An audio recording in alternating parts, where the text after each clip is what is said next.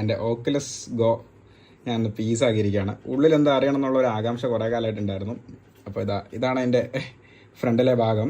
ഇതൊരു heat sink ആണ്. അപ്പോൾ അതിനകത്ത് പ്രധാനപ്പെട്ട IC-യിലേക്കുള്ള കണക്ഷൻസ് നിങ്ങൾക്ക് ഇവിടെ കാണാം. നല്ല വൃത്തിക്ക് ഒട്ടിച്ച് വെച്ചിരിക്കുകയായിരുന്നു. അഴിച്ചെടുക്കാനായിട്ട് ഒരുപാട് പണിപ്പെട്ടു. അപ്പോൾ ഇതാണ് നമ്മുടെ ഹീറ്റ് സിങ്ക് ആയിട്ട് ആക്ട് ചെയ്യുന്നത്. ഓക്കെ, അതിൻ്റെ ഉള്ളിലുള്ള പോർഷനാണ്. ലെൻസിൻ്റെ ചുറ്റുമുള്ളൊരു കവറാണ്. ഇനി ലെൻസിൻ്റെ 2 കുഞ്ഞി സൈഡ് കവേഴ്സ്. ഇനി നമ്മുടെ ഹെഡ്സെറ്റിൻ്റെ ഫ്രെയിം.